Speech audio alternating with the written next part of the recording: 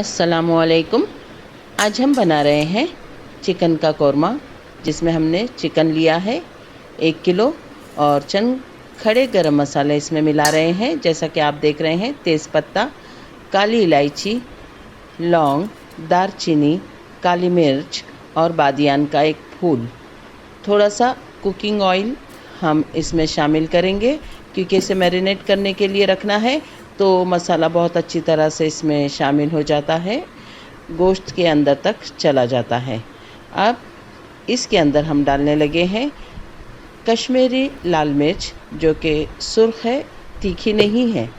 तो हम करने वाले ये हैं कि थोड़ी हम तीखी लाल मिर्च का पाउडर भी मिलाएंगे, क्योंकि तीखा खाना पसंद करते हैं। आप लाल मिर्च अपने जायके के मुताबिक मिलाइएगा। अब नमक डाल रहे हैं हम। नमक हस्बे जायका, जो 1 किलो चिकन के लिए लगता है, इतना ही डालना है आपने। इसमें हम अब डालेंगे लाल मिर्च, जो तीखी होगी। लाल मिर्च का पाउडर आप अपने जायके के मुताबिक डालिए, और अगर आप और तीखा पसंद करते हैं तो 2-4 हरी मिर्च बारीक काट कर भी इसमें शामिल कर सकते हैं।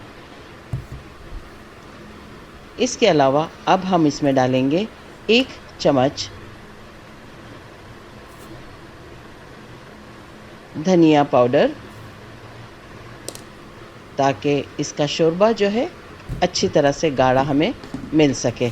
साथ ही इसमें जाएगा दही 200 ग्राम। दही बहुत ज़्यादा खट्टी भी नहीं होना चाहिए, वरना आपका सालन जो है बहुत ज़्यादा खट्टा बनेगा। इसलिए ख़याल रहे कि फ़्रेश दही हो तो अच्छा है। साथ ही इसमें हम डालेंगे खाने के चम्मच मीडियम साइज़ के 2 देसी घी। देसी घी हमने डाला है क्योंकि इंस्टेंट तो बनता ही है ये कोरमा, लेकिन शाही कोरमा की तरह ही बनता है, इसलिए देसी घी का इस्तेमाल कर रहे हैं हम।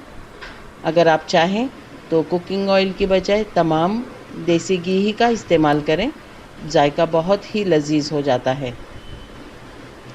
अब तमाम चीज़ों को बहुत अच्छी तरह से मिक्स करके इस बर्तन को ढककर या तो फ्रिज में रख दें या बाहर भी रखें तो चलेगा। अदरक लहसुन का पेस्ट 1-1 चम्मच शामिल करने वाले हैं। 1 चम्मच अदरक का पेस्ट और 1 चम्मच लहसुन का पेस्ट। तमाम चीज़ें इसमें हमने शामिल कर ली है और ढक कर इसे रख दिया है 2 घंटे के लिए। अब एक बड़ा पतीला लिया है हमने। इसे चौड़े बर्तन में ही पकाना चाहिए, ताकि पकने के लिए ज़्यादा गुंजाइश हो और चम्मच चलाने से हमारी बोटियां ना टूटें। अब ऑयल गरम किया है, इसमें तेज़ पत्ता डाला है और 1 चम्मच देसी घी और शामिल किया है हमने इसमें।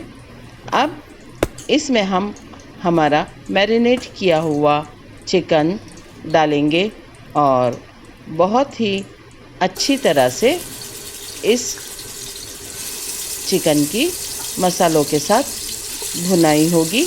अगर आपको लगता है कि मसाला नीचे लग रहा है, तो आप थोड़ी थोड़ी देर से पानी की छींटे देते हुए इसमें चम्मच चलाते रहें और कोशिश करें कि आपका मसाला नीचे से जलने ना पाए।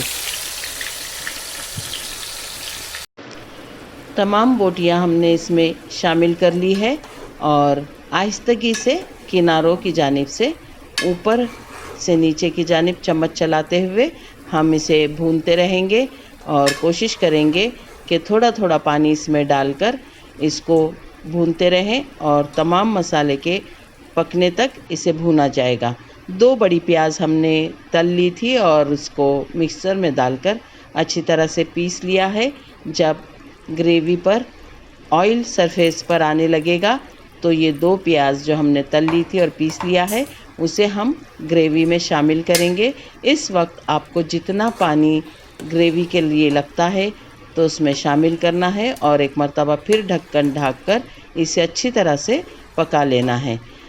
हमने इसमें 4-5 हरी मिर्चें बीच में से कट करके डाल दी हैं और पुदीना और हरा धनिया भी ऊपर से कट करके छिड़क देना है, ताकि इसकी महक भी ग्रेवी में बहुत अच्छी तरह से आए।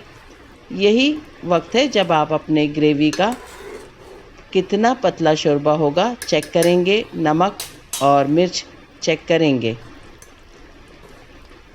आहिस्तगी से बोटियों को हिलाते हुए आपने सालन को भूनना है। देखिए बहुत अच्छी तरह से तमाम गोश्त गल चुका है, मसाला उसमें अच्छी तरह से शामिल हो चुका है।